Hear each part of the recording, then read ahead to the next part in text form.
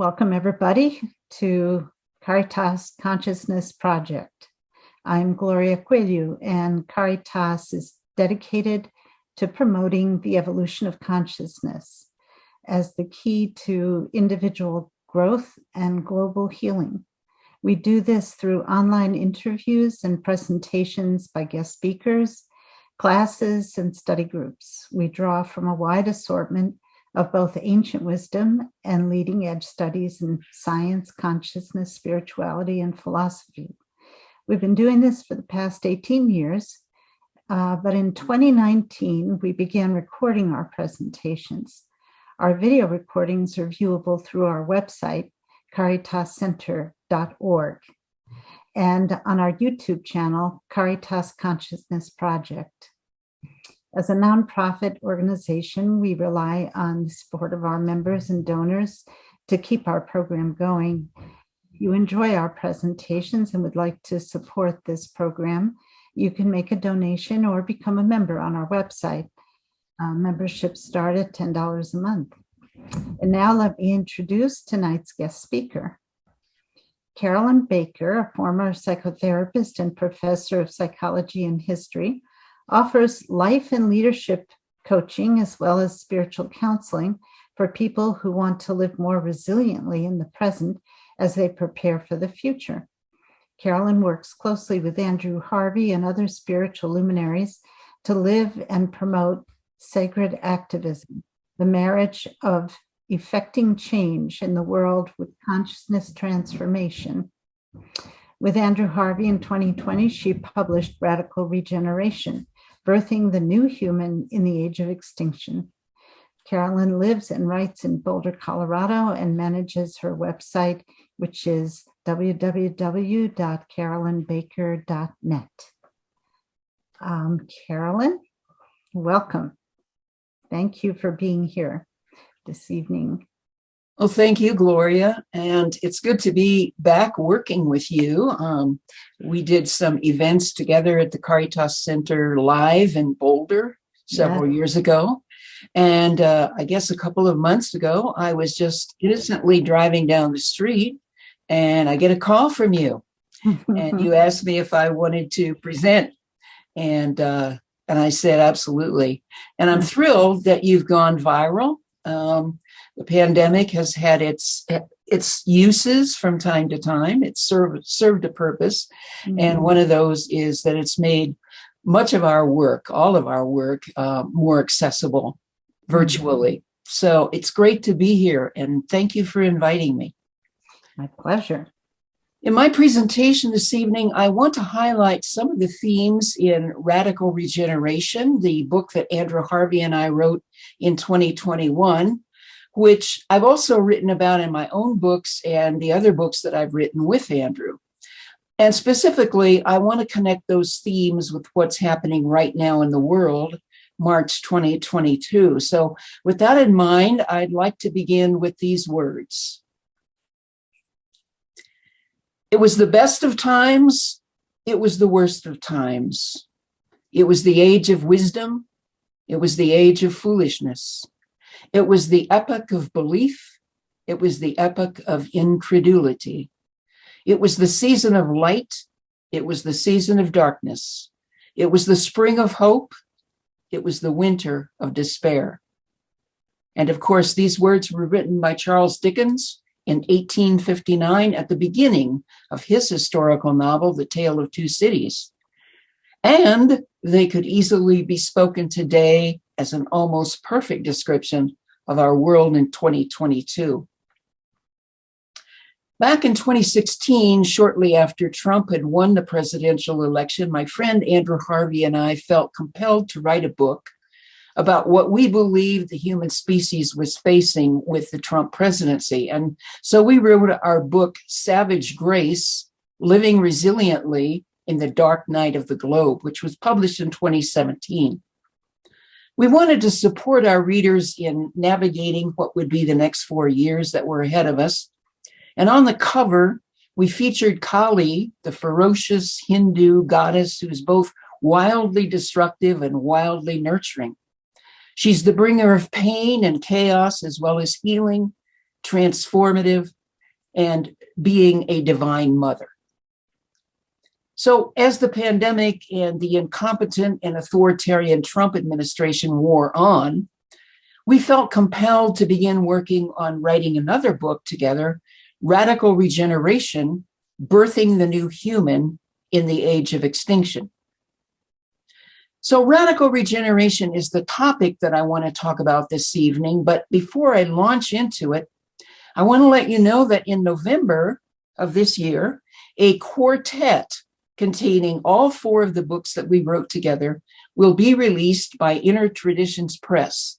And the 4 books are Return to Joy, Savage Grace, Saving Animals from Ourselves, and Radical Regeneration. So the whole thing is called the Radical Regeneration Quartet and should be available everywhere in November. Now, there are many ways to approach the topic of radical regeneration, but I want to frame it as an exploration of a planetary rite of passage. And even if we think we know what that means, let's unpack those words specifically. In doing so, one of the first things that we must recognize is that the global crisis that we face on so many levels is not a problem to be solved, but a predicament that we can only respond to. That's the most fundamental reality that we must understand in this moment. And my work for the past 15 years has been all about how we respond to our planetary predicament. The historian, astrologer, and Buddhist teacher Richard Tarnas wrote, "I believe that humankind has entered into the most critical stages of a death-rebirth mystery.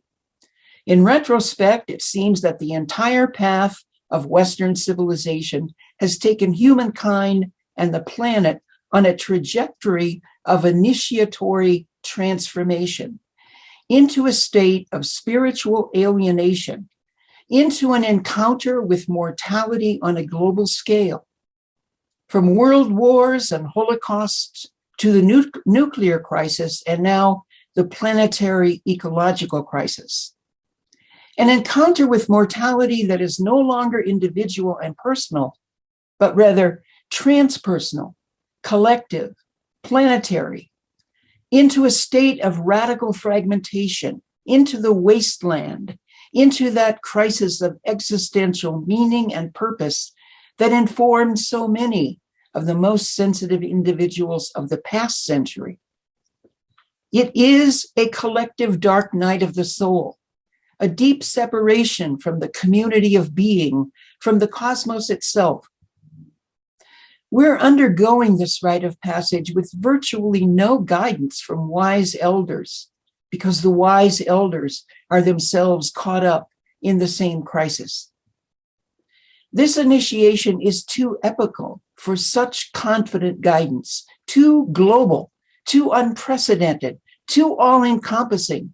It is larger than all of us. It seems that we're all entering into something new, a new development, a crisis of accelerated maturation, a birth, an entrance into a profoundly different way of being in the cosmos." That's from Richard Tarnas in his book, Earth as Initiate. So one metaphor that has been especially helpful for me as I've contemplated and written about the global crisis for the past 15 years is the symbol of the rite of passage or spiritual initiation. The similarities between the literal rite of passage and what we're experiencing collectively at this time are remarkable. And in Radical Regeneration, we talk about the planetary rite of passage extensively. So let me just explain a little bit about the traditional, typical, ancient tribal initiation. And I don't want to sound like there's just one type, like there's a cookie cutter way of doing it, because it varies from culture to culture, country to country, hemisphere to hemisphere. And we see many, many wonderful examples and not so wonderful examples of how it was done. It's still being done in some places today, although not nearly as much as it was being done, say, 500 or 1,000 years ago. So one of the things that is true in most tribes that practice the rite of passage was that a child was prepared for it from birth. And there was a tuning into the child from birth, as if it somehow came on the wings of a great message, or it was delivering a great message. It came here to tell the people something. And so the child was prepared for this momentous occasion in the years of, say, 12, 13, 14, where he or she would have to go through this experience of transformation. And they believed that it would be tragic for the tribe if the young person did not go through this. They thought it would be so tragic that they were willing to risk a child's death. Now, that didn't happen very often, but occasionally it did. I'm told by people in Africa these days that because it's being carelessly done in the modern world, it's become more dangerous than it has been in the past. And there have been more child casualties in more recent years. But originally it was done very carefully, and that was not the case. Now, generally, the initiation always consisted of 3 parts, basically. A vision of possibility, a vision of who you could become, a vision of what you could do for the world. An ordeal that happened always somewhere in nature, and a homecoming or a celebration of the passage through the ordeal. So around the age of puberty, men took the boys and women took the girls to some place in nature where they would have to go through some sort of ordeal. And usually it was dangerous. The ordeal itself was dangerous, and the elders were nearby, but they weren't right next to the young person being initiated. If the young person, if the young person survived the ordeal, they were celebrated by the community upon their return. There was a big feast and dancing. And at that point, they step into their role in the tribe. The elder's job was to recognize, long before the initiation, the gifts that the young person had before and during the initiation. And usually during the initiation, there were conversations about their gifts. You know, we've noticed that you have these particular talents and skills. And, you know, in the tribe, it would be really good if you could use those to do X, Y, Z. So after the initiation, the young person is now considered an adult, and going forward will be assisting with new initiations in the tribe, will becoming themselves eventually an elder. And they'll be serving the community in different ways. Now, Carl Jung comes along in the late 19th and early 20th century, and he was really fascinated by these rites of passage. And so he did some traveling around the world to various indigenous cultures and observed what he was allowed to observe, some of the rites that were carried on there. And he came back from Europe, you know, and he said, well, we don't have these formal rites of passage in the West, but we have symbolic rites of passage. We have everyday initiations. People go through divorces. They lose jobs. They have to go through a major move in their lives. Maybe they receive a terminal diagnosis. They experience the death of a loved one. Their house burns or is flooded. They lose their home, and on and on and on. And so Jung began to talk more and more about how our spiritual journey would contain these rites of passage. And I'm sure that if Jung were with us today, and maybe there are places where he already said something like this, I don't know, I don't recall, but I would imagine that he would agree with Richard Tarnas that as a species, we are going through a planetary rite of passage. Now, what was the point of the initiation? What is the point of an initiation for us? This huge rite of passage that we're going through as a species. What's the point? Well, the point of an initiation is that the rational mind and the human ego are compelled to surrender to the sacred self, the divine within. There are many ways of saying it. But long and short of it is the ego surrenders to the divine within. And the result is not simply that we surrender and then the ordeal gets easier. In the process of surrendering to the greater wisdom of the divine within, we become increasingly transformed into a more evolved, more conscious, and more compassionate human being. So Andrew and I really basically said in our book that radical regeneration happens as we willingly surrender to the rite of passage instead of resisting it. That's really the first step. Whether it's a symbolic initiation of the kind that I enumerated a moment ago, or a huge planetary initiation. And in the process, experience a deeper, more profound quality of our humanity and our divinity. And it's important to remember that it's a process, not an event. So the next logical question is, what are some of the things we can be doing to facilitate our surrender to this rite of passage, to our personal and collective transformation?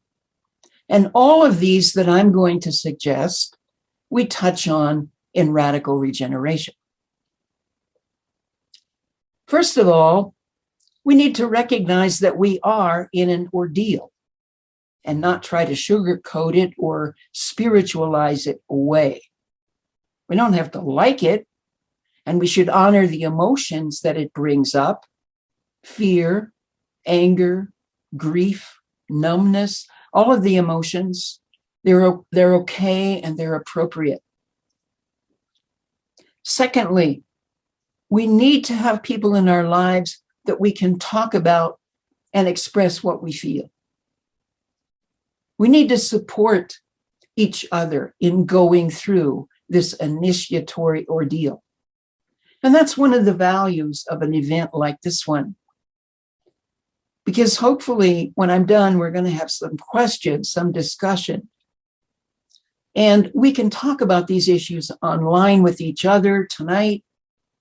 And if possible, we need real people in our lives that we can talk to as well. And one of my joys and privileges, I believe, is that in the work that I do, I get to talk to people about this in coaching. I get to talk to colleagues about it in classes that I teach with them. There are many, many ways that I feel blessed to be able to talk about this. And my experience with most people is that they feel they absolutely need to be able to talk about what's on their hearts, about what we're experiencing on a planetary level, and of course also what we experience on a personal level, which we talk about in spiritual counseling, spiritual direction. I have people that I do spiritual counseling with, and somehow, some way, regardless of the issues, it always comes back to what we're experiencing as a planet. A third suggestion for something we can be doing to facilitate our surrender. One of the most important emotions to feel and share with others is our grief. Conscious grieving is a skill that we need and that the earth is asking for. In this culture, we have a very limited notion of what our losses are. Indigenous traditions have a much fuller sense of loss. Gloria, if you could put up that image of Francis Weller's book, The Wild Edge of Sorrow, I strongly encourage people to check out the work of Francis Weller, who's a Northern California psychotherapist and author of The Wild Edge of Sorrow. He studied with the late African shaman Malidoma Somé, who was a member of the Dagara tribe of West Africa. And in that culture, grieving is a very regular spiritual practice. The tribe conducts community grief rituals at least once a week, followed by a time of joy and celebration. Their belief is that if we don't grieve, we become toxic to the community. Let that sink in. If we don't grieve, we become toxic to the community. Just as they believe that if young people are not initiated, they become toxic to the community. In our culture, we believe that if we consciously grieve our losses, we'll become sad, morbid, and depressed. Whereas the Dagara people believe the opposite. They believe that we become sad, morbid, and depressed because we don't acknowledge our grief.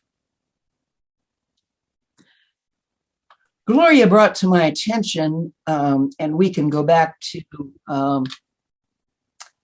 the regular. We don't have to have the book on the screen now, Gloria, if you want to take that down. Good. Until I call for the next one. This past week, Gloria drew to my attention an article in the New York Times entitled, "How Long Should It Take to Grieve?" Now, I want you to notice the word should. In other words, grief is ultimately pathological, and we should get over it as soon as possible. Now, to be fair, in rare cases, grief can spiral down into depression, but that's almost always because conscious grieving isn't allowed, and the griever denies or postpones or try to control their grief. Francis Weller has a very interesting thought. He says he believes that depression is unmetabolized grief. And I hate to break it to the psychiatry profession, but grief is not an illness that needs to be medicated or gotten over as quickly as possible. For some indigenous traditions, like the Dagara tribe, grief isn't just a part of life, it's a way of life that cleanses the individual and the community and facilitates and deepens, wait for it, the experience of joy. Notice that immediately following a grief ritual in the Dagara tribe is a time of joy and celebration. In studying with Malidoma and with Francis, I learned a bit about how to facilitate grief rituals. And what I noticed over the years of doing that work is that the more comfortable people become with consciously grieving, the more joy they're capable of experiencing. It was Khalil Gibran who said, "The deeper that sorrow carves into your being, the more joy you can contain." Another shaman from Guatemala named Martín Prechtel has a whole series on YouTube. I think there are 3 in the series called Grief and Praise.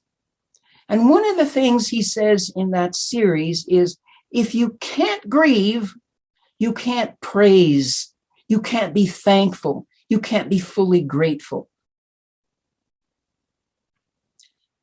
In American culture, we're constantly doing 1,000 meaningless activities to experience joy. But the one that actually deepens our joy and brings profound meaning in our lives, grieving, is the one thing that we avoid like the plague. So conscious grieving is a doorway to more joy and more connection with ourselves, with each other, and with the earth.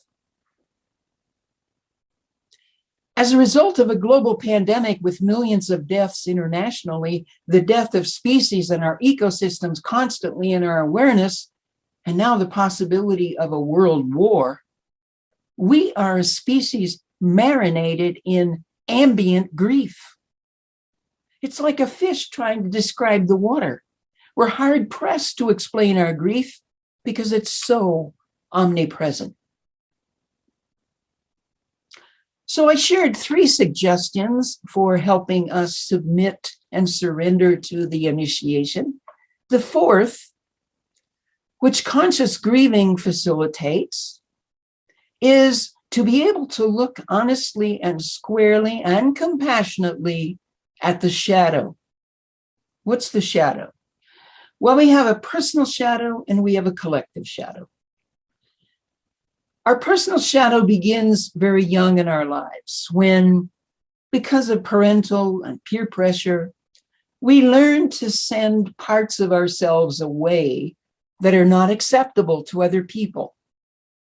And so we just keep putting them in what Robert Bly calls that long black bag behind us. We just stuff it in there. This won't be acceptable. We'll be shamed for it or whatever. And so we just put it in the black bag. Well, we carry that bag into our adulthood. And we keep putting things in the bag until we get permission to really look at what's in the bag, or the bag explodes, right? So that's our personal shadow. I had a big personal shadow, and I still do have a shadow. But at the age of 40, my black bag exploded. And that's when I had to enter therapy for the first time really in my life. And it was a very transformative experience. A lot of it was looking at the shadow. And the paradox is that by looking at the shadow, we become whole persons. We become more of who we truly are. Now, not only do we have a personal shadow, but cultures have a shadow, nations have a shadow, and long black bags that need to be explored. I wrote a book about this, which, Gloria, you may put that up if you like, called Dark Gold, The Human Shadow and the Global Crisis. I also have the audiobook version of this on my website at carolynbaker.net. Some of it needs to be updated, but it's a real basic primer on how to work with, and it has a lot of practices in it for how to work with the personal and collective shadow. The Jungian analyst Robert Johnson wrote that we are presently dealing with the accumulation of a whole society that has worshipped its light side and refused the dark.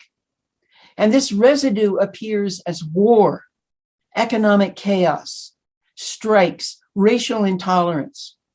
The front page of any newspaper hurls the collective shadow at us, says Robert Johnson.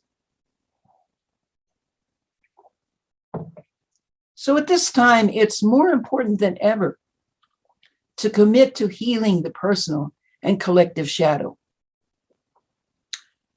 About 5 or 6 years ago, when I did presentations at the Caritas Center in Boulder, they were often not well received because people didn't want to hear any of the bad news that I was forecasting that all of us are now living.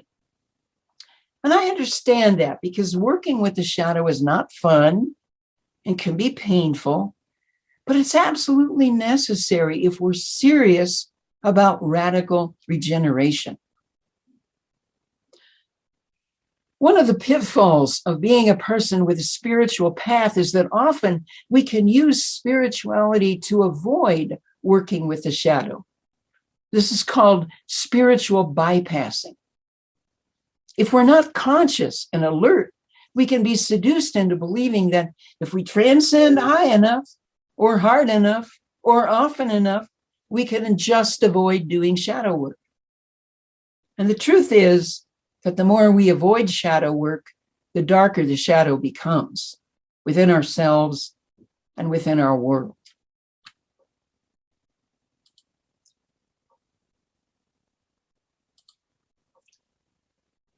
Americans have not lived through many of the traumas that other nations have. And we certainly see this as we're seeing the people of Ukraine struggling so valiantly against what they're dealing with. And as a result of our escaping some of these traumas, we lack what Viktor Frankl called a tragic optimism. Tragic optimism.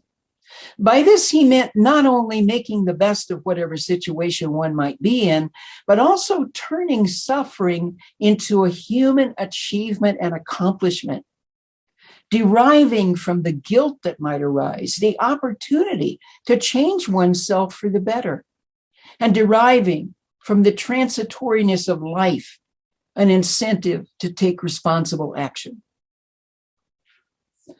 Richard Rohr says in his 2011 book, Falling Upward, that many mystics embraced a kind of tragic optimism as a result of their suffering. One example is St. John of the Cross, who wrote of luminous darkness, which Richard Rohr says explains the simultaneous coexistence of deep suffering and intense joy in the saints, which would be impossible for most of us to even imagine. And Richard Rohr himself speaks of a bright sadness among the mystics and other people who followed suffering to instruct them, who allowed it to teach them. And he notes that most individuals have a greater capacity to hold these opposites in the second half of life, although some people can do it in their youth. Just listen to the young people coming out of Ukraine, and you will hear tragic optimism and a bright sadness. The fifth suggestion for how we can support our surrender to the rite of passage is that now, more than ever in our lives, we need to be committed to our spiritual practices.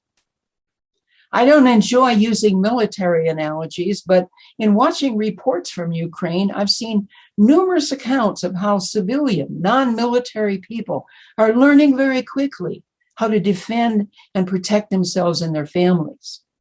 They've had to train very quickly because their lives depend on it. Whatever our spiritual practices, we need to increase our discipline in engaging with them every day. Number 6, another very important practice that we must embrace is conscious contemplation in nature. Right now, the seasons are changing and winter is beginning to subside and nature is calling. No matter what our other spiritual practices are, let's allow quality time in nature to support our radical regeneration. Quality time means time in which we commune with nature. We're not just outside, but we're in nature with intention to listen and see and smell and feel and taste her presence. Number 7, engage in some form of sacred activism. Let me explain this term. Sometimes people become terrified of the word activism because they have preconceptions that they're going to have to march in the street and scream.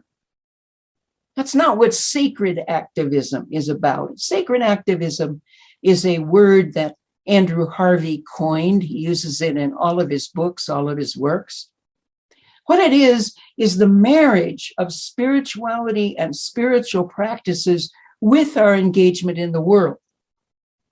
And every person listening to my voice can be a sacred activist. Alice Walker says, "My activism is the rent I pay for living on this planet." So, what is the suffering in the world that's calling you to act upon it with love and compassion? Andrew says, follow the heartbreak. Follow what breaks your heart. What is happening in your life and your community that calls you to respond to it. Let's avoid the illusion that we have to do something big in order to make a difference. The human ego would delude us into believing that we have to do something big. That's why I love the starfish story. Do we all know the starfish story? How many of you know the starfish story? Okay, well, it bears repeating. Once upon a time, there was an old man who used to go to the ocean to do his writing. And he had a habit of walking on the beach every morning before he began his work. And early one morning, he was walking along the shore after a big storm had passed and found the vast beach littered with starfish as far as the eye could see, stretching in both directions. And off in the distance, the old man noticed a small girl approaching. And as she walked, she paused every so often. And as he grew closer to her, he could see that she was occasionally bending down to pick up an object and throw it into the sea. The girl came closer, and the man called out, "Good morning. May I ask what it is that you're doing?" And the girl paused, looked up and replied, "Throwing starfish into the ocean. The tide has washed them up on the beach and they can't return to the sea by themselves. When the sun gets high, they will die unless I throw them back into the water." And the old man replied, "But there must be tens of thousands of starfish on this beach. I'm afraid it won't really be able to make much of a difference." And the girl bent down, picked up yet another starfish, and threw it as far as she could into the ocean. And then she turned and smiled and said, "It made a difference to that one."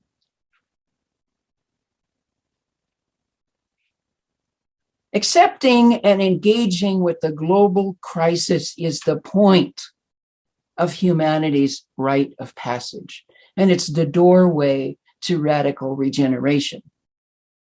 Radical regeneration is a commitment to accept and engage with the global crisis by constantly living with two questions.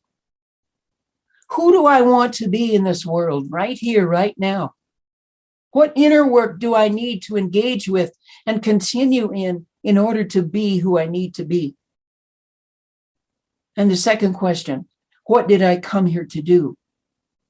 What work is calling me in my community and in the world? And how can I serve it more intentionally?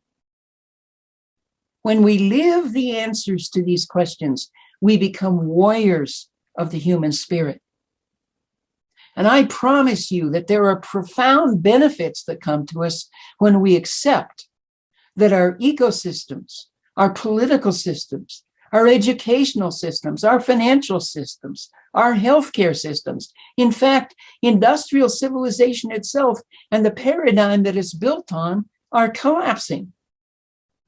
We need to grieve those losses and then commit to consciously being present with the crisis instead of bypassing it in the countless ways that we're seduced into bypassing it every day. And commit to the inner work and the outer work that it's calling us to do. A few years ago, my friend Michael Dowd created a video series of conversations with a number of thought leaders called Post-Doom Conversations. And you can go to YouTube and you can look up, I think there might be 50 or 60 of them, post-doom conversations. And here's how Michael defines doom. A common feeling of dread upon realizing that technological progress and economic growth and development are the root of our predicament, not a way out. The recognition of this can feel like the end. Oh man, you mean international climate agreements and clean energy can't save us? Oh, you mean that geoengineering and electric vehicles can't save us? It feels like the worst thing we can feel, but, says Michael Dowd, it's the midpoint between denial and regeneration, with or without us. That's what life does. It regenerates, and it doesn't depend on our survival to do so. Nor does the regeneration have to happen in our lifetime. Post-doom, says Michael, is what opens up to us when we remember who we are, when we accept the inevitable, cherish our grief, and prioritize what is pro-future and soul-nourishing. It's a fierce and fearless reverence for life and relative equanimity, even in the midst of catastrophic climate change, a global pandemic, the collapse of systems, war, and the collapse of the biosphere and business as usual. It means living meaningfully, compassionately, and courageously, no matter what. So, what are some of the benefits of accepting our predicament? There are many.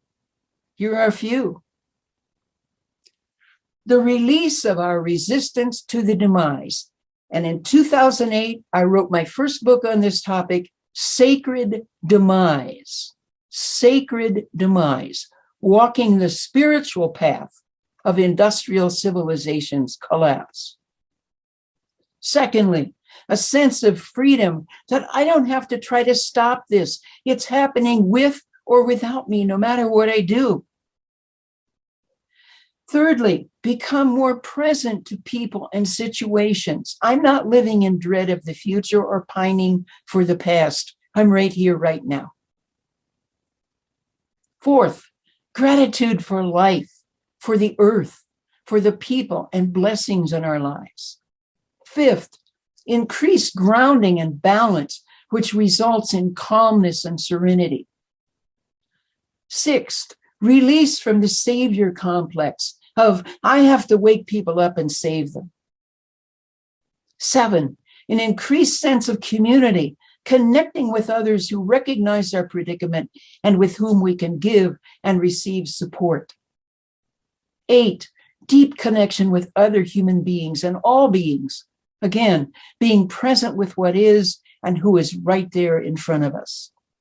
9, increased empathy and compassion, whether the other person is aware of collapse or not. Everyone is experiencing collapse, whether they know it or they don't know it. We're all weary of the pandemic. We're all weary of wars of all kinds. Animals are feeling it too. No one has to be conscious of our predicament to be feeling it. Can't remember if I'm 9, 10, or 11, but the next one is recognizing your privilege if you are privileged. Of course, privilege is relative, but if you're not homeless, if you can pay your bills, if you have access to food and clean water and clean air, if you aren't living with a terminal diagnosis or you're relatively pain-free, acknowledge your privilege and be grateful. Next, making amends. Are there people in your life you need to make amends to?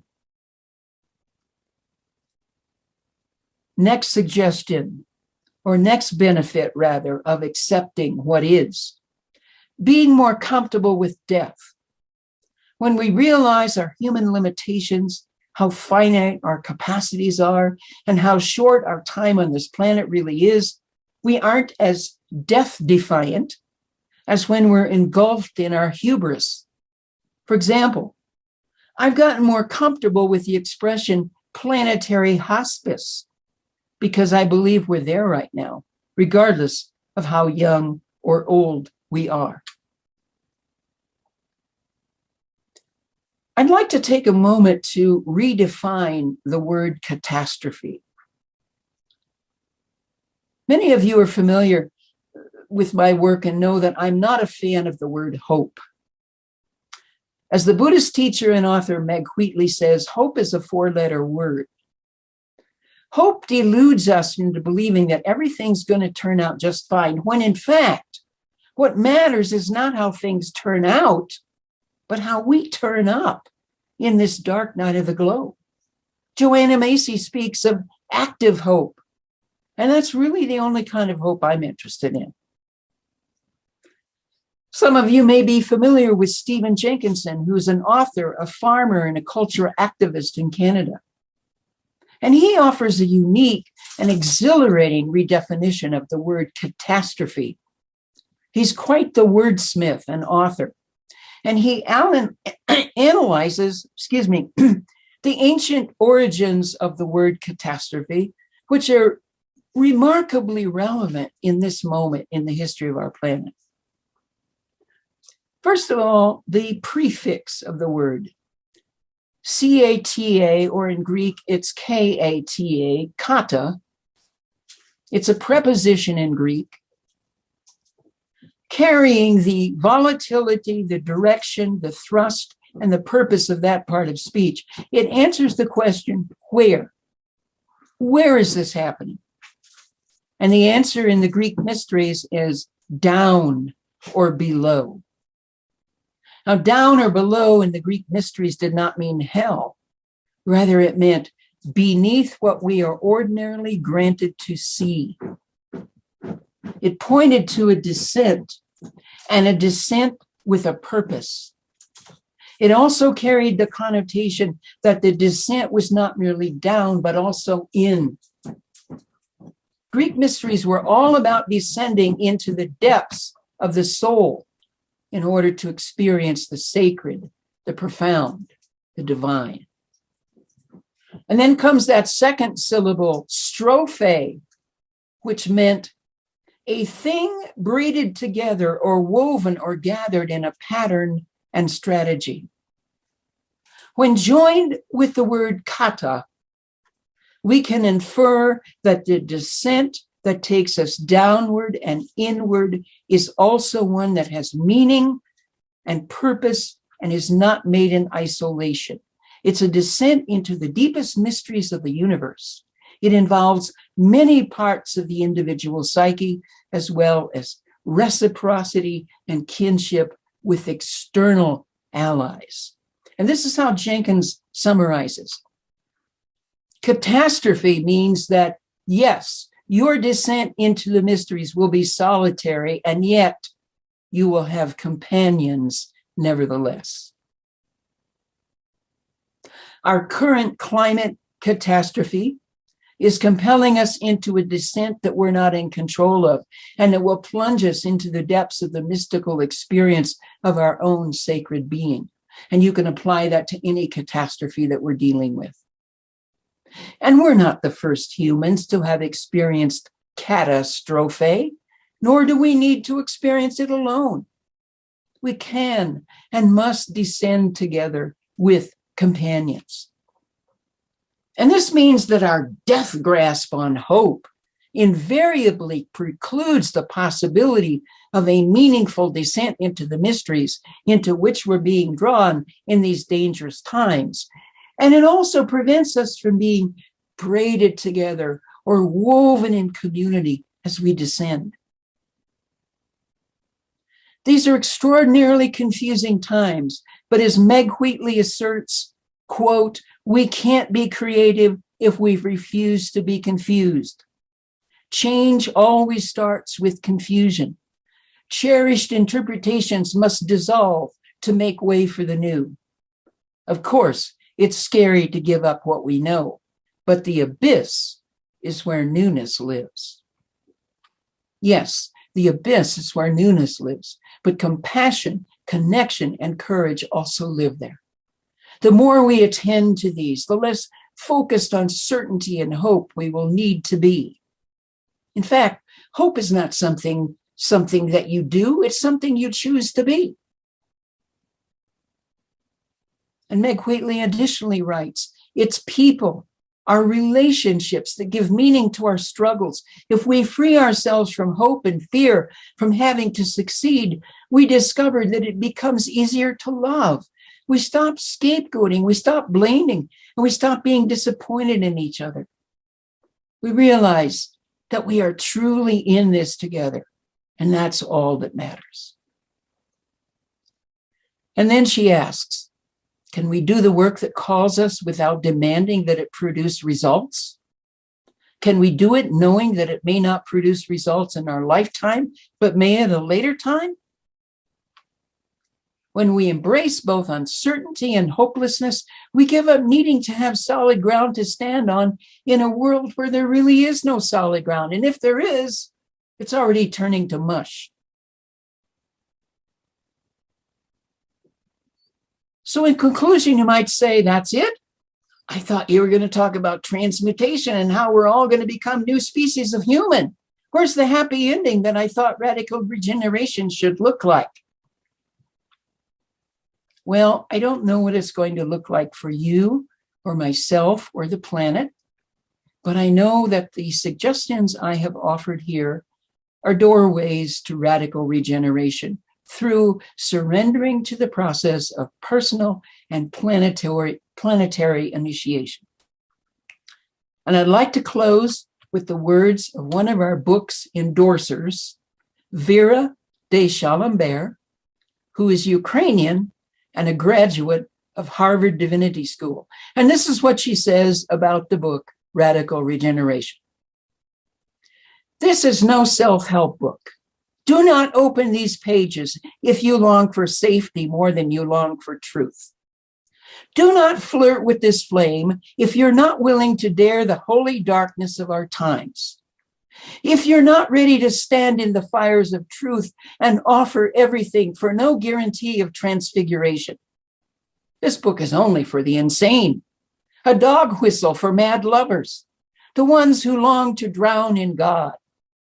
This is a living transmission, a blunt initiation, an awesome and terrifying shot of apocalypse. Do not turn away. This is the medicine. Let it cook you all the way through. Carolyn and Andrew are the blazing prophets of the Great Mother, and this book is her pillar of fire. It will be leading us through the collective dark night for generations to come. Thank you.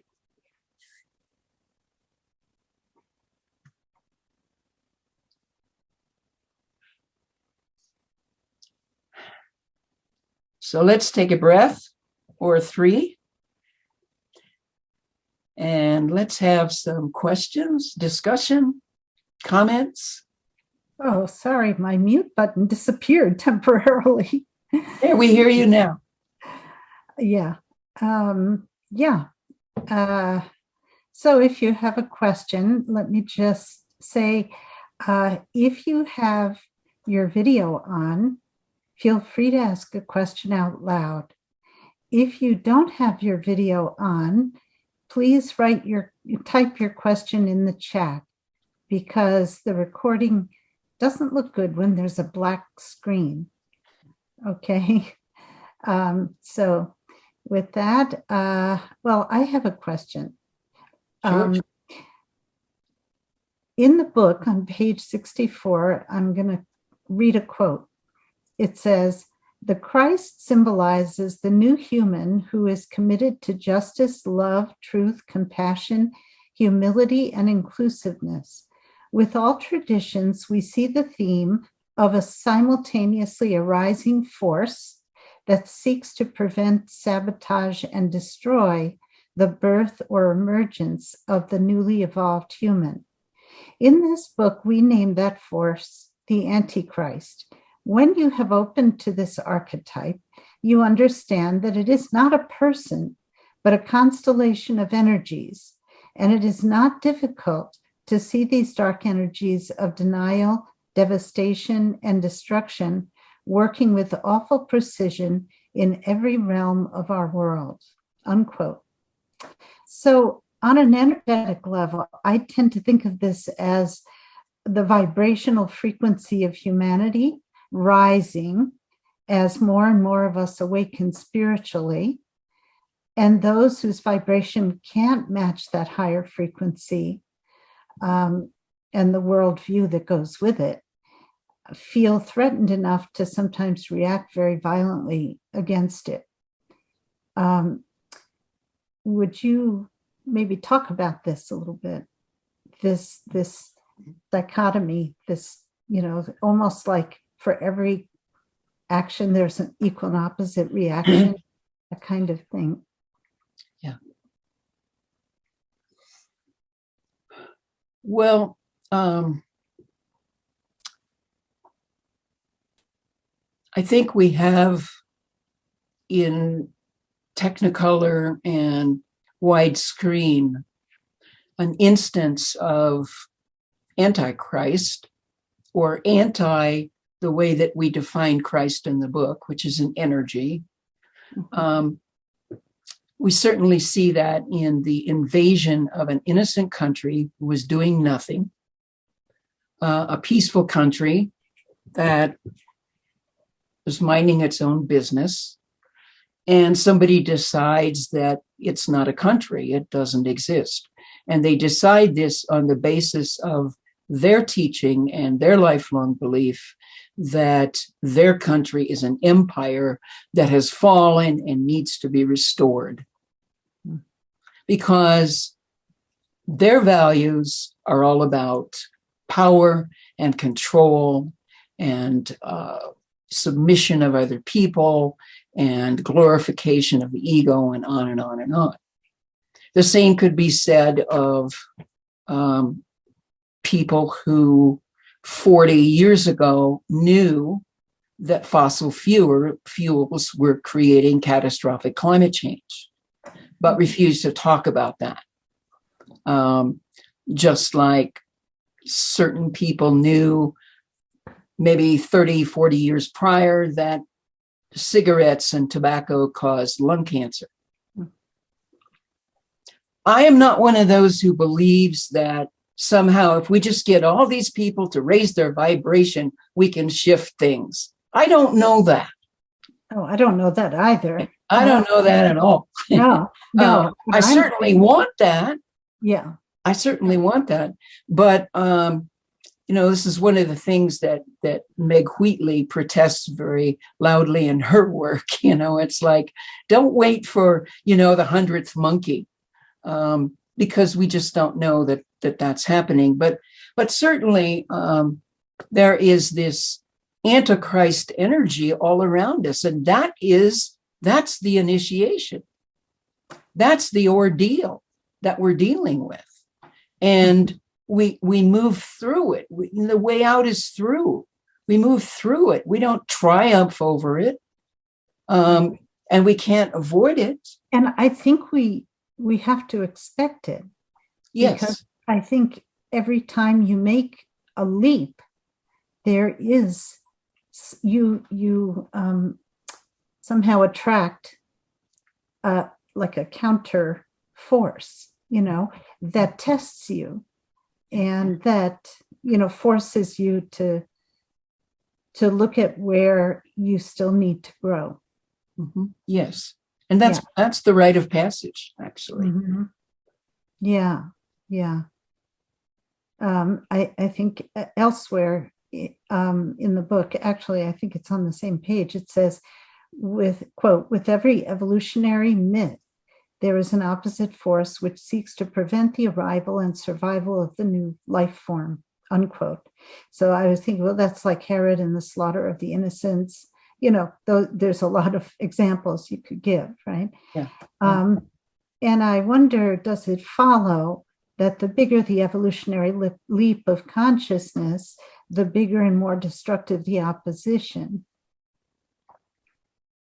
I don't know that there's a hard and fast rule, but that's often the case. Mm-hmm. Yeah. Anybody else have a question? Sarah, you have your hand up.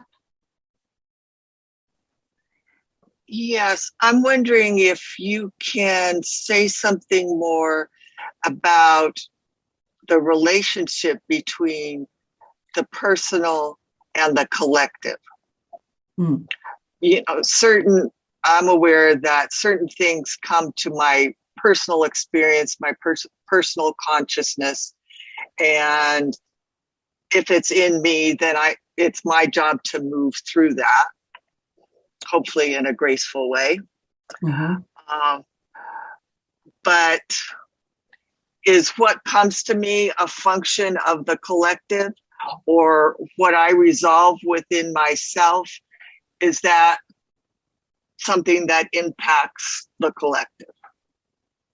Does that make Well, I sense? think they certainly interrelate. I think they, I don't think there's any hard and fast rule about that, but they certainly are connected. And so, I think it's important for us. I'm a big believer in staying informed about what's happening out there. And yeah, I realize we're all traumatized and we can only take so much of the news. And if you can only take so much of the news, that's fine. But a lot of times people get into, I'm so spiritual. I just can't watch the news because, it just messes up my mind. We need to be informed, have a basic understanding of what's going on in the world and realize that it influences us. So we have to do all kinds of things in terms of self-care to not get sucked into it. And we have to do our spiritual work so we're not contributing to the poison that's in the collective consciousness or unconsciousness. Does that make sense? Yes, thank you. I tend to tell people who say they can't stand to watch the news or that being spiritual should make you stronger, not weaker. And also that Richard Rohr says that when he watches the news so that he can see who to pray for. I like that. Yeah, I like that too. Okay. Question in the chat: what do you see as the relationship between the treatment of women and our increased awareness of the impact of trauma on the brain and the shifts being birthed? I'm referring to the crisis hiding in plain sight, the mass incarcerations of traumatized women. Well, all you had to do was watch the hearings this week on Ketanji Brown Jackson and the treatment of this brilliant woman. The best comment I heard about it is it was like watching Porky Pig, Mr. Magoo, and the Three Stooges questioning Einstein. That's good. Yeah. So, there was this sexism and racism that was, it was like the white store owner that's following the black customer around the store, make sure they won't shoplift anything. So, yeah, I mean, and we've had, we had a presidency for 4 years that was, just reinforced all of this, stereotypic treatment of women. And, the fact that Roe v. Wade is, now pretty much bye-bye, there it goes. It was on that last train. The right to control our bodies, to control ourselves, and certainly a misunderstanding or a non-understanding of trauma, which gets us into the whole prison system. And as far as your question is concerned about the incarcerations of traumatized women, I don't think prison is a place that helps anyone who's traumatized. It's not meant to be. It's a place of punishment, and it's tragic. Not our prison system. Our prison system makes things worse, but there are other systems. In the world that actually have a purpose of regeneration or what's the word I'm trying to think of? Rehabilitation, perhaps? Yeah, rehabilitation rather than punishment. Right. I was referring to ours. Yeah, definitely ours is one of the worst, I'm sure. Let's see, someone else has a hand up. Elizabeth? Hi, Elizabeth. Hi, Carolyn. Sarah. Oh, no, Sarah spoke already. Elizabeth. Oh, sorry. Who's first? Yeah. Elizabeth. Sarah already asked hers. Okay. Go, Elizabeth. Oh, hi, Carolyn. It's so nice to see you. I've been following Carolyn's work maybe 12 years now or so. Yeah. And I really appreciate your unique voice and your courage. speaking the truth. You've been a big influence for me. What I've been struggling with lately, and I'm wondering where you land on this, is on the one hand,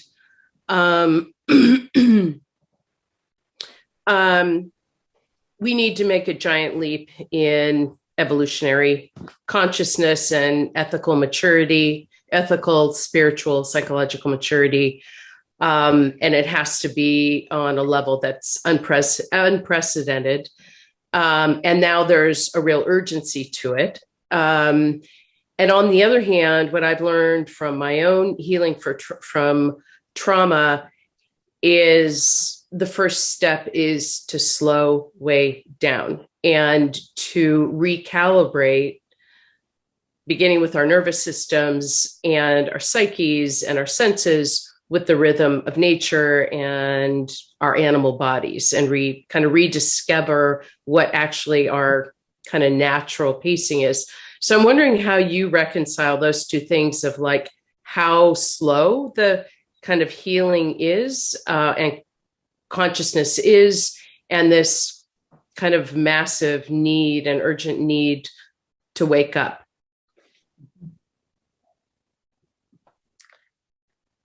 Well, I think that those of us who live in the West, it's very easy for us to place emphasis on speed. You know, and I think we talk about this in Radical Regeneration. It's this urge of, you know, quicker, faster, harder, you know, and if we just get this number of people to meditate, or we just get this, you know, we just get these numbers of green climate agreements, you know, then hurry up. And I fail to see value in that, because it really has not been working for us.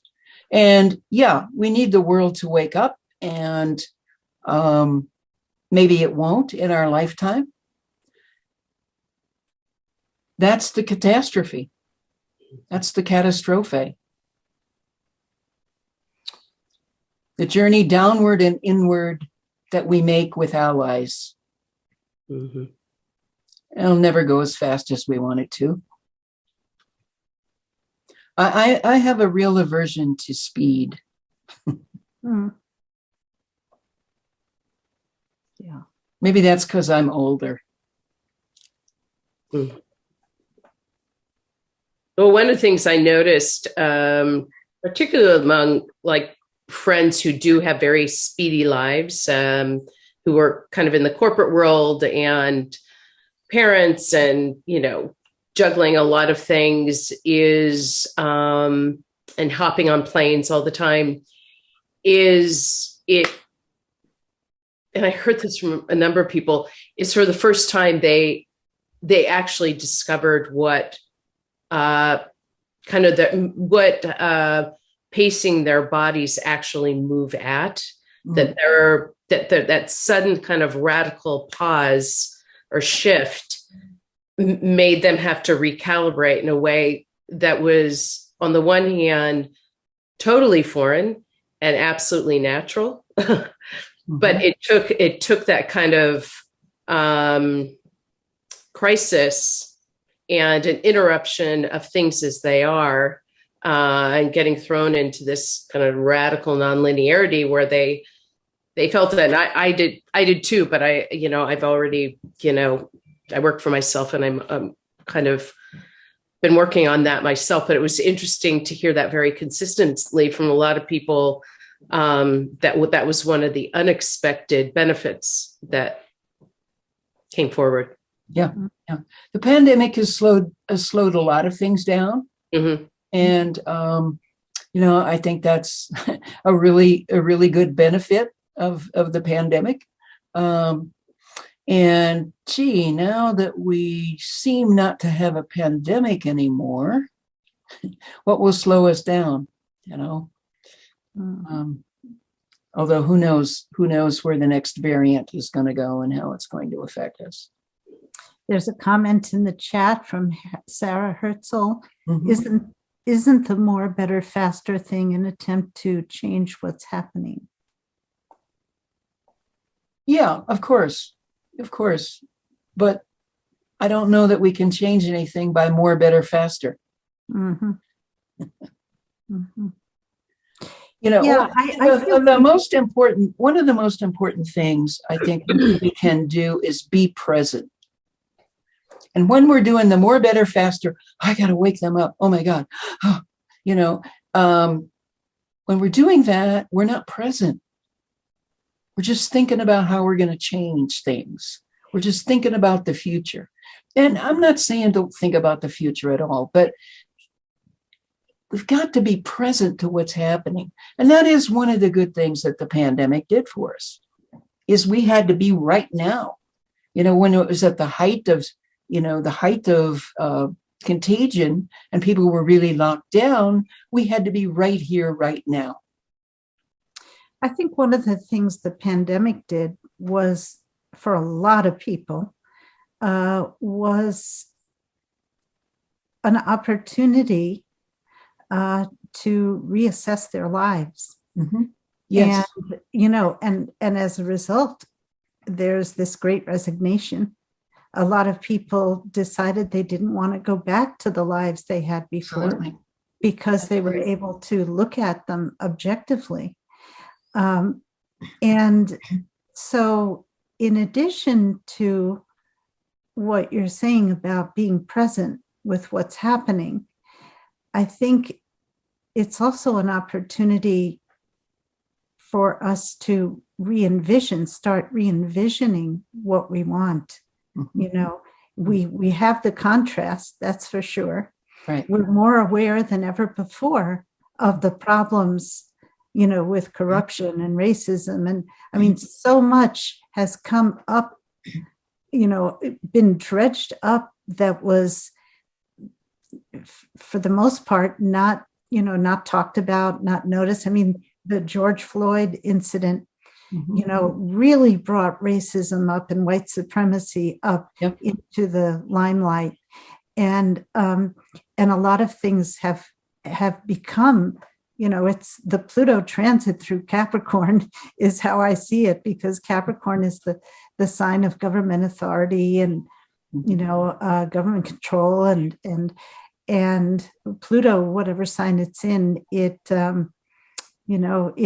dredges up all the stuff that needs to be redeemed so that it comes to the surface and we see it and becomes very blatant, mm-hmm. Like Donald Trump and, his overt things that he would, this misogyny and his, Well, let's talk about not just misogyny. Let's talk about today.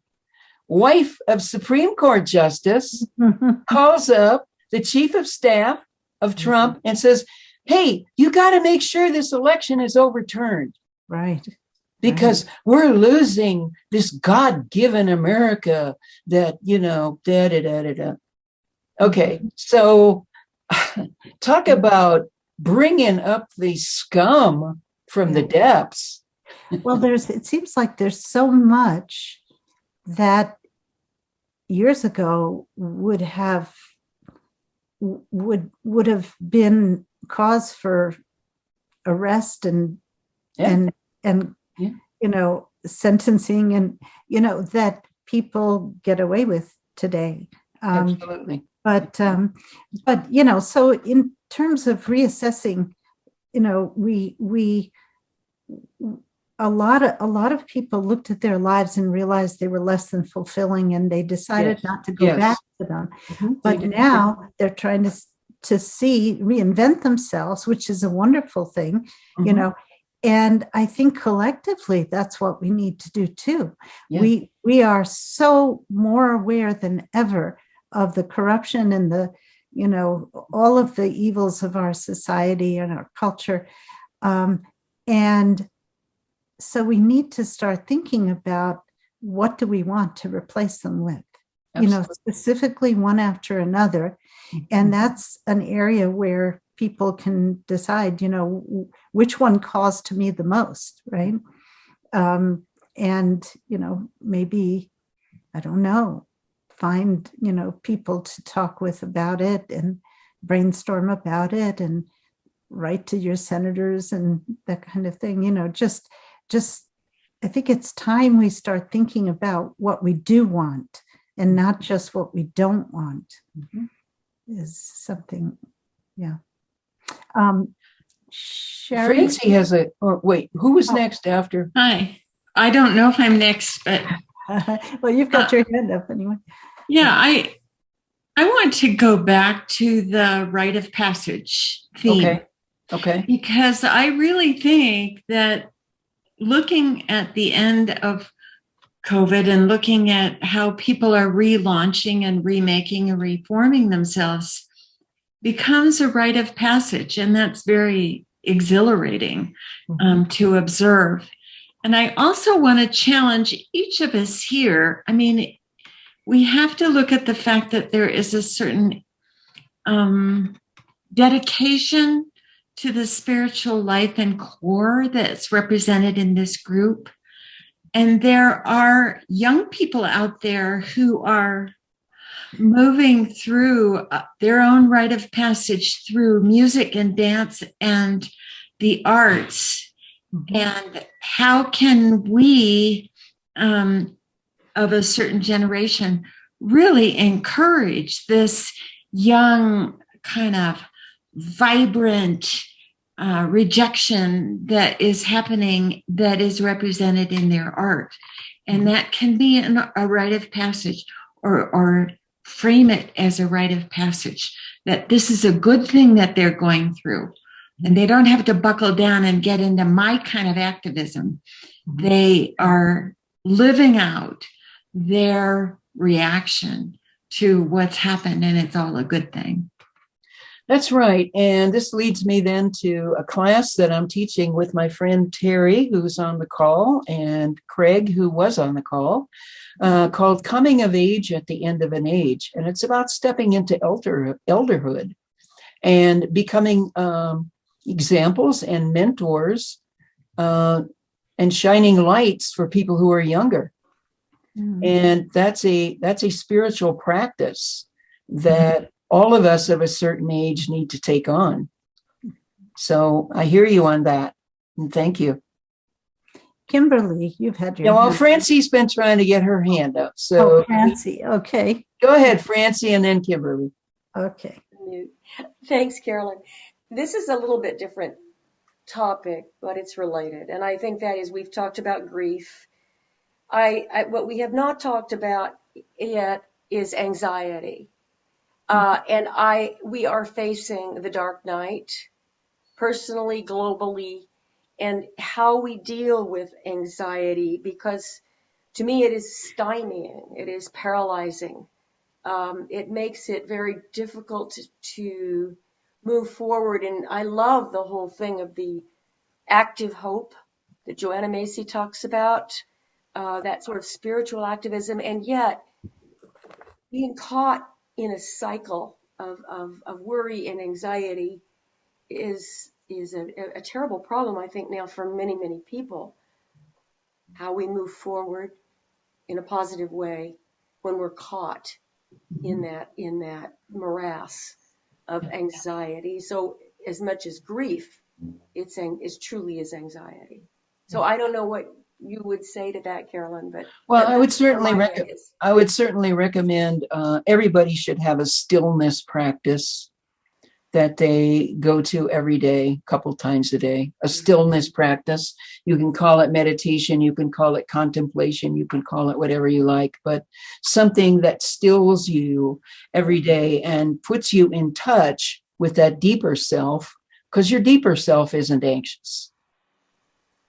You know, the ego, the external self is very anxious with good reason. But to connect with that place in us that is absolutely still, I think is extremely important. It brings us into the present, and anxiety is always about the future. Yeah, or the past. So it's healing. Well, depression is about the past. Anxiety is about the future. Okay, so Kimberly. Hi. in this context, we're seeing in the U.S. that we don't need bombs and chemical weapons to destroy ourselves from the inside. And it's happening with words. It's discourses. And in a way, Putin is, he's living out a discourse that, of his own to do what he's doing. Trump did the same. And I feel so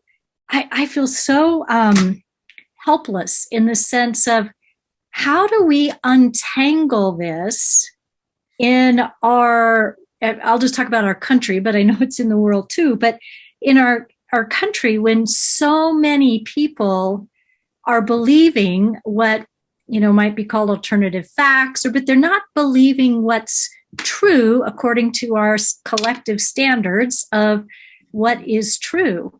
And the scary thing is, through whatever means, that they're gaining more and more, they're getting more numbers. I keep thinking people are going to wake up and say, what bullshit? And yet it's sort of like the opposite. And it's certainly a possibility that they could again take over the leadership in our country. Mm-hmm. And so I'm wondering, how do we ever get out of this where the discourses are so, they're so opposed, and yet, one, at least from my point of view, one we might call is based more on facts and truth, and the other is based on who knows what. But it's totally tearing the country apart. And so we may not get out of it. Yeah, because it's like, what happens here? Is it just? Let's go back to this is not Germany in 1937, but there are a lot of similarities, and we may have to go through something like that. Mm-hmm. We may have to go through a long, dark period of mistruth, the Orwellian, the whole Orwellian thing of, war is peace and red is green. And, we may have to go through that, because I just don't see it turning in a different direction at this point. Timothy Snyder says that the autocrat, that's one of the first things the autocrat does, is to make truth irrelevant and untrustworthy. Absolutely. I'm a huge fan of Timothy Snyder, by the way. I am too. Yeah. Edna, you have your hand up.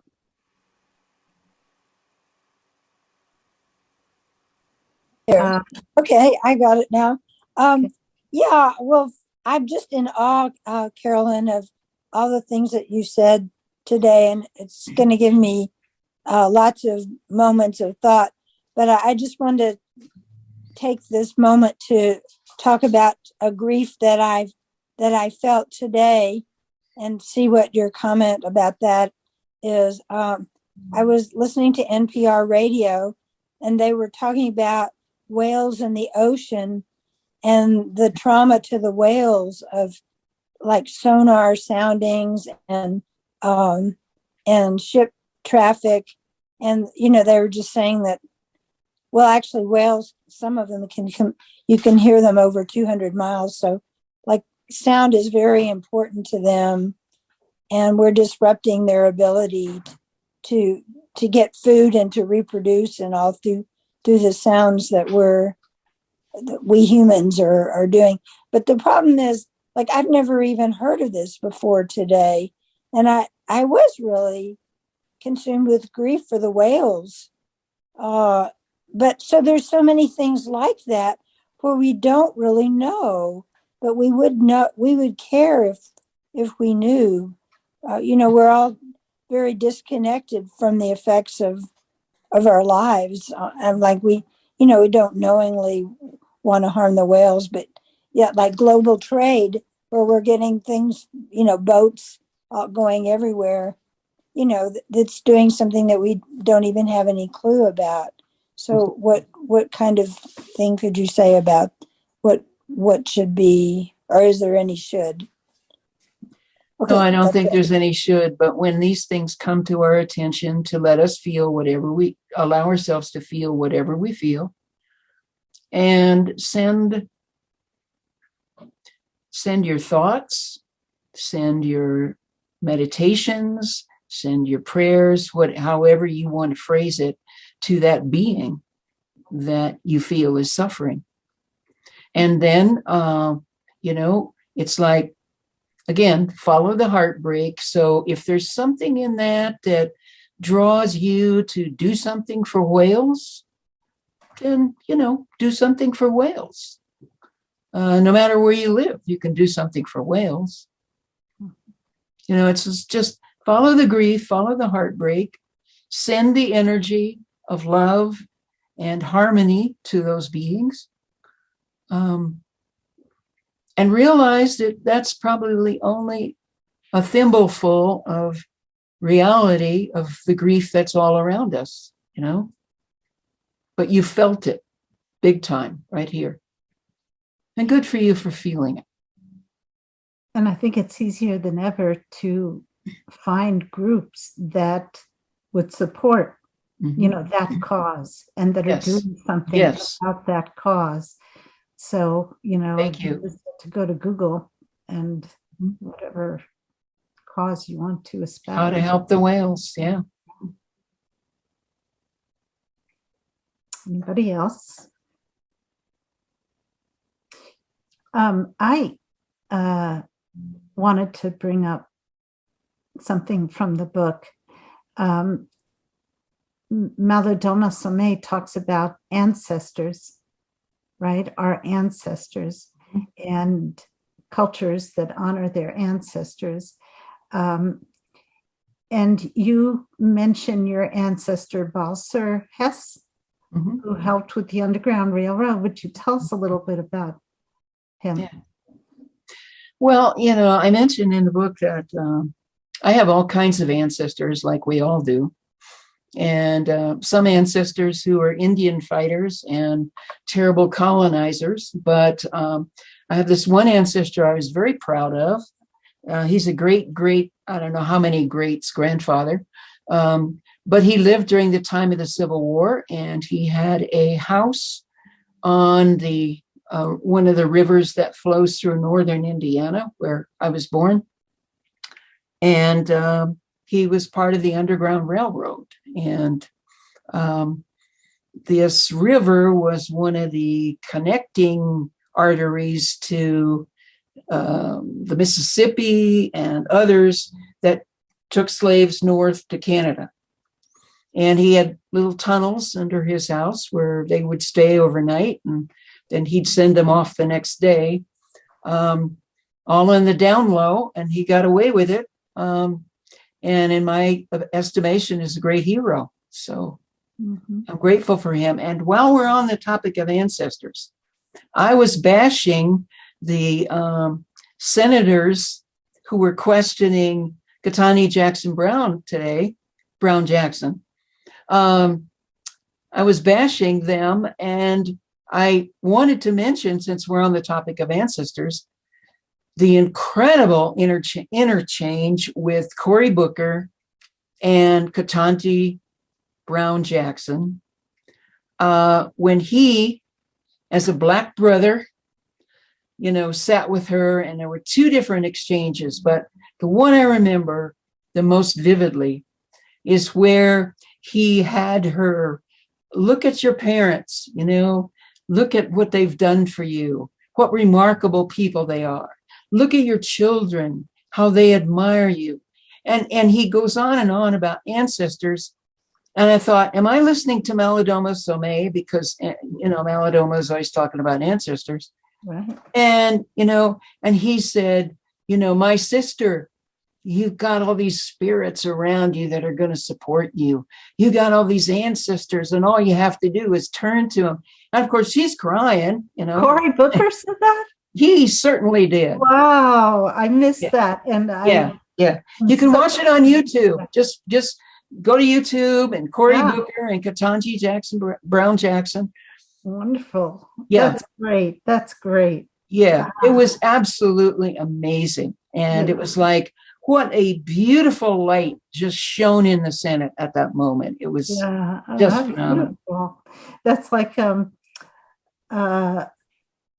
St. Francis of Assisi, whose father hated him because he had, rejected his father's, the whole culture and the lifestyle. And it hurt Francis when he would walk through the town and his father would say awful things, yell awful things at him. So he had this little monk who he would say, every time he says something terrible, just whisper in my ear, God loves you. Just to offset and balance that energy. So is there anyone who hasn't spoken that would like to?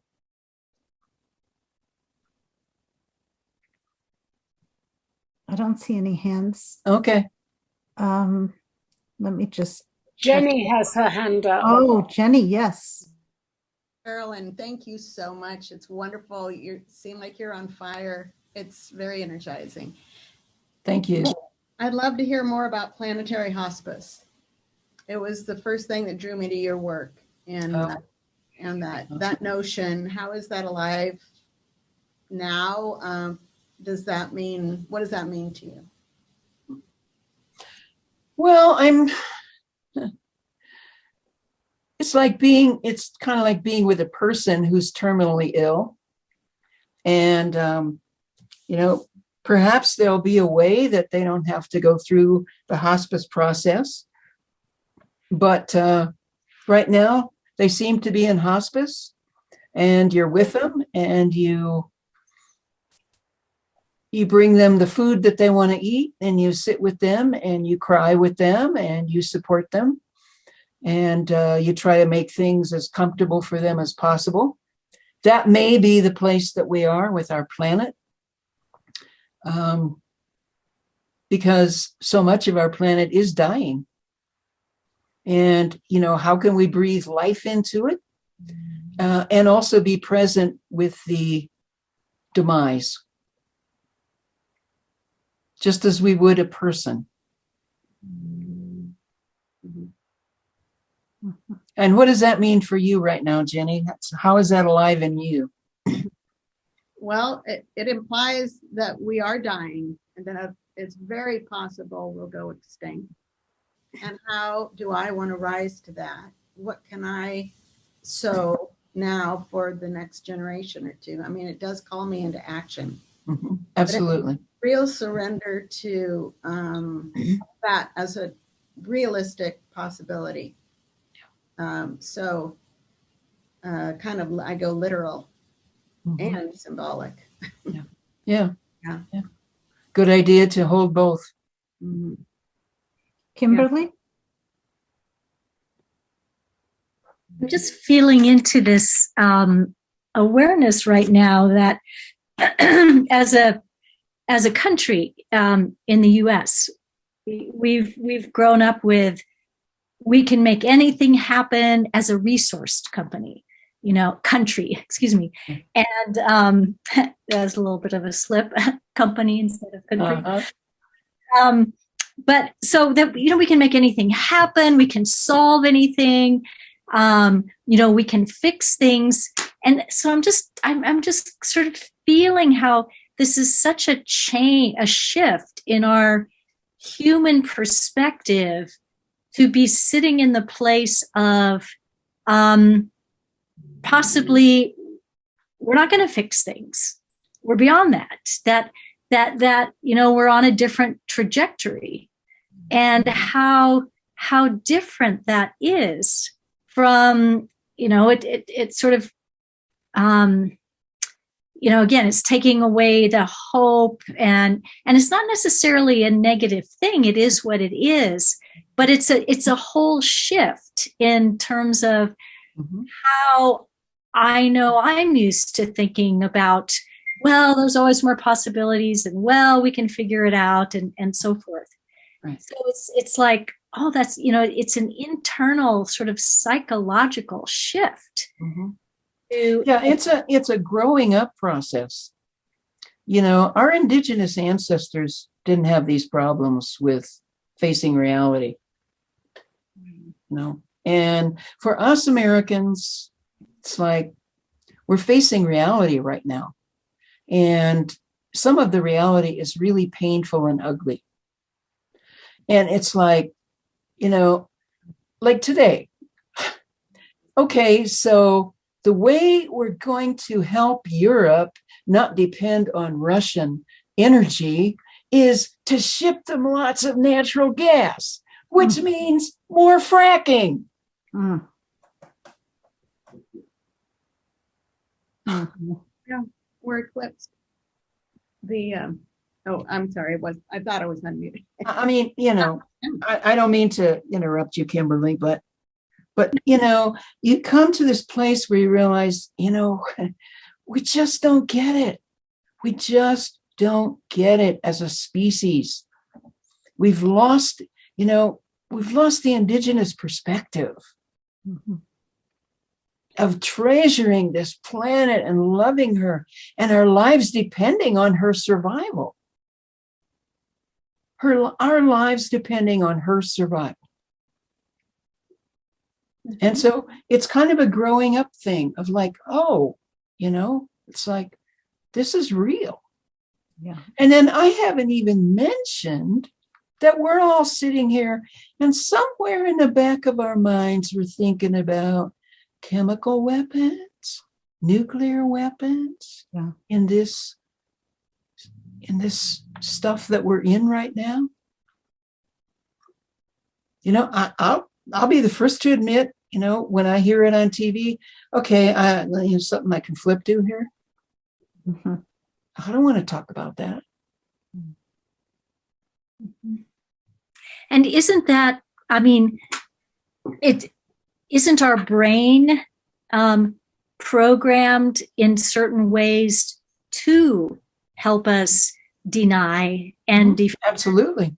And so it's like, gosh, do we need to have a change in our own operating system, in our brain, in our nervous system, to be able to really face this? Because even me, as much as I've known about this and read about this, there's a part of me that's still, living in la la land. It's not very la la, but not that.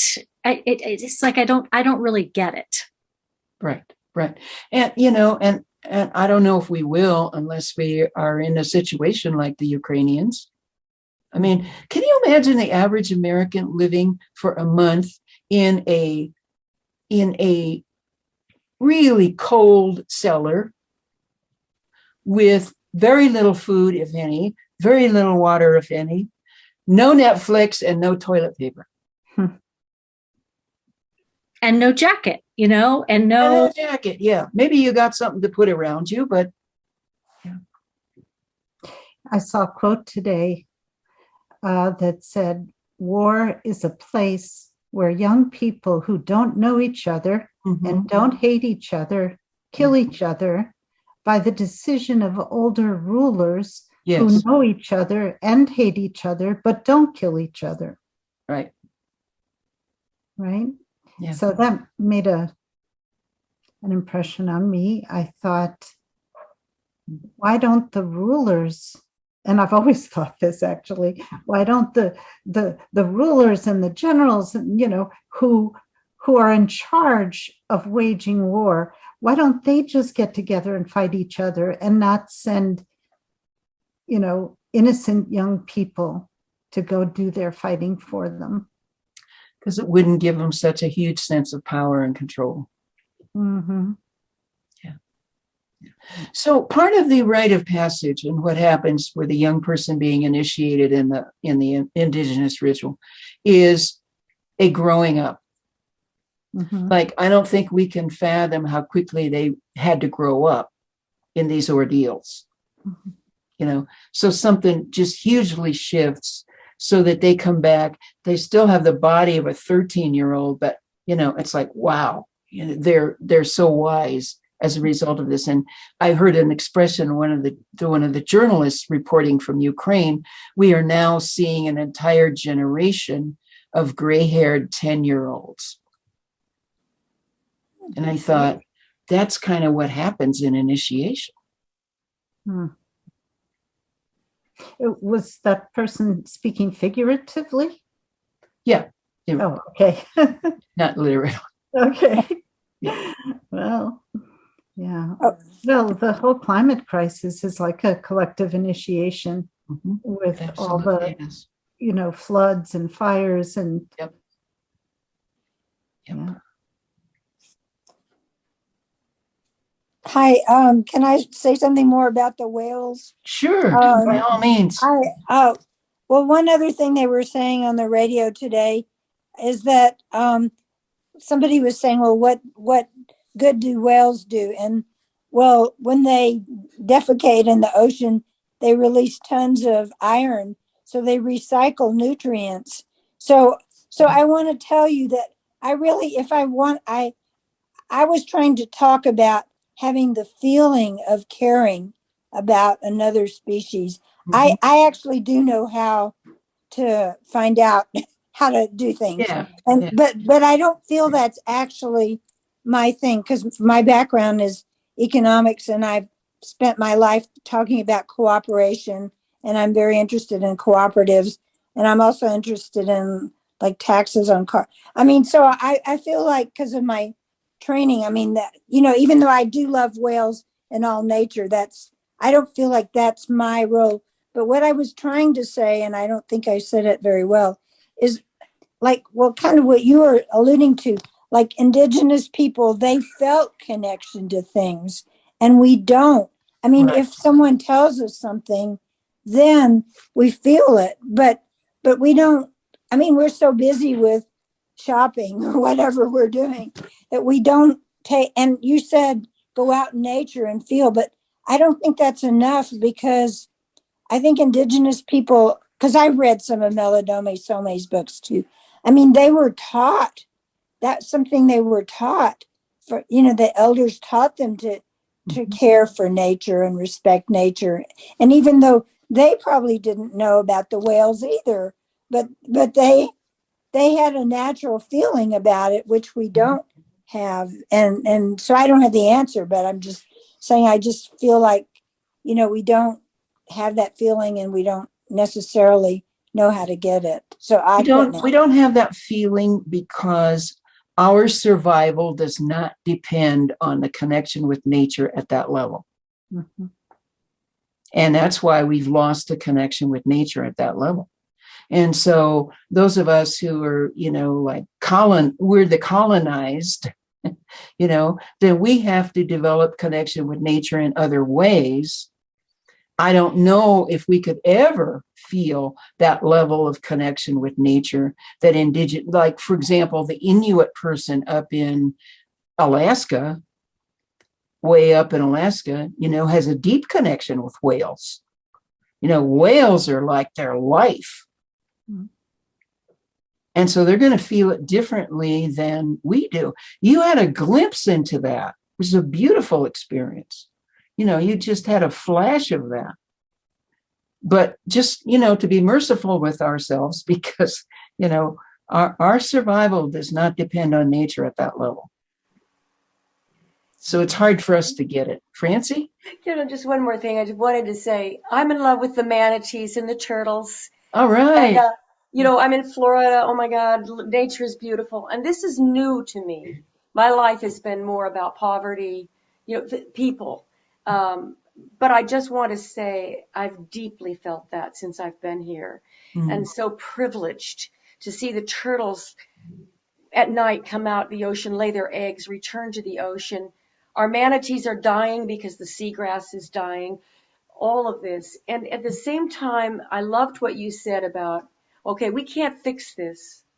But what I do love is, I think, just trying to do locally what work is calling us. And I'm thinking, to me, I like to think of, I've heard this from someone, it's where our gift meets a need. Find that place. Right. I'm still looking. I'm retired. I do a little bit here and there, but I'm still looking. Where does the gift meet the need? And much as I love the manatees, I'm not a scientist. There will be something else that Sure. will be calling. Yeah, But that is what we can do, and that is healing. Yeah. It's not fixing. Right. It can't fix, but maybe it can heal. It can heal us at least. So I love to talk about the whales. Right. There's my turtle right behind me. You can see Yeah, it. yeah, I see that.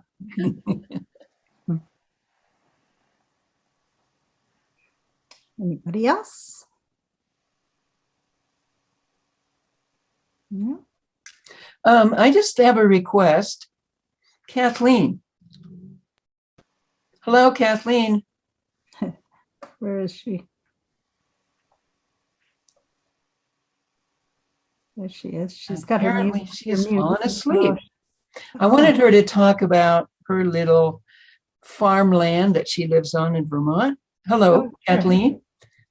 Kathleen, would you be willing to say a little bit about your life in Vermont, what you do with the chickens and the cats? And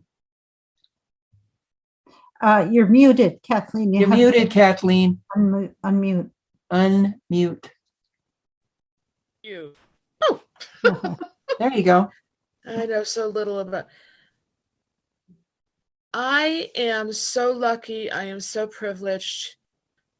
I can't tell you how many times a day I thank God that I live here on these 2 beautiful acres in Vermont, totally surrounded 360 degrees by the Green Mountains. The White River is to the east of my property.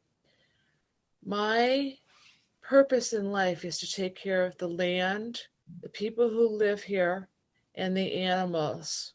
The land is absolutely beautiful. There are a few gardens. The chickens. I have chickens and ducks, and they are absolutely wonderful. I have about 50, and I sell eggs and I give eggs to people, and just looking out at those animals it's heaven. And for these past few days here in Vermont, I've been able to let them outside, so it's been wonderful. And then I have 3 buildings on the property, and the second our governor said no more hospitality places, I quickly turned the inn into apartments. And so there are about 11 people who live on the property, and my purpose in life is also to take care of these people. So I have the land, the animals, my 2 cats, and people. So I feel privileged. I feel that this is heaven. Thank you. That's great. Great.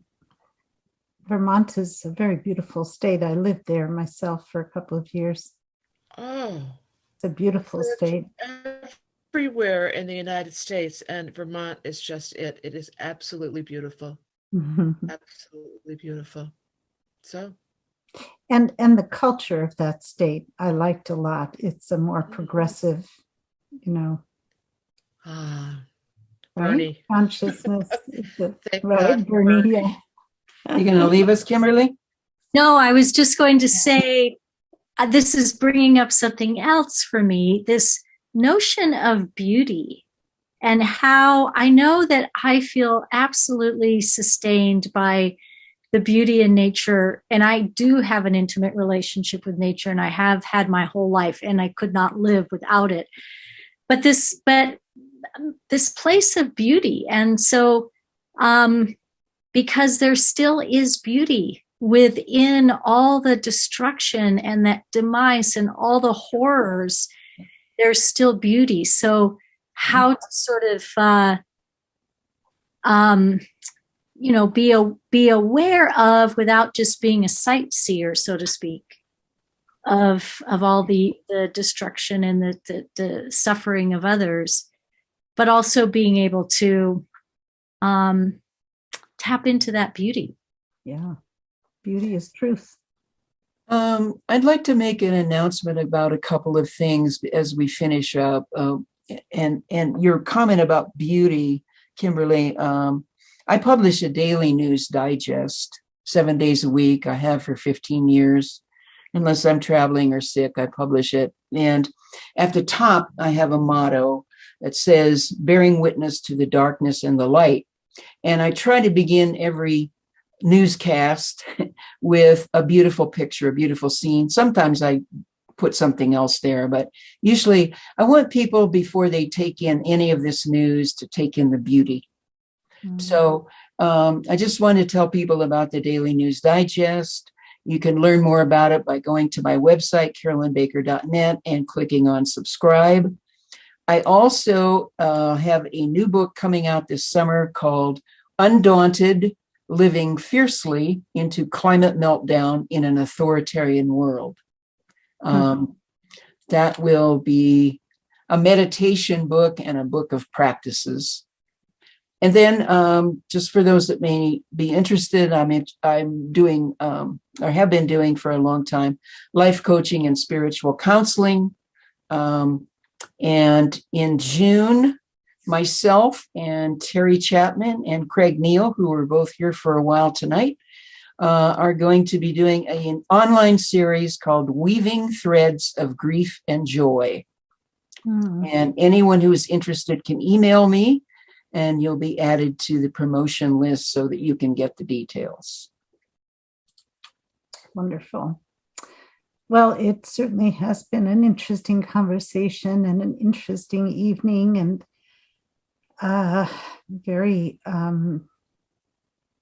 very thought-provoking. And,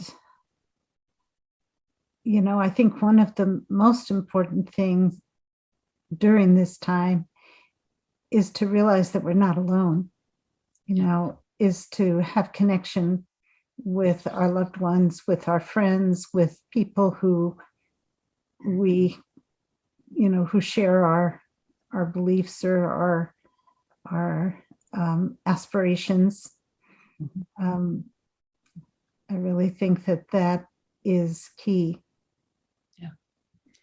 Thank you, Gloria, for doing this, for allowing me to speak, and for all of us to be here together. It's been wonderful. Thank you, Carolyn, and thank you for making the time. And hope to have you back sometime soon. I'd love it. All right. Good night, everyone. Thank you all for coming. Bye-bye.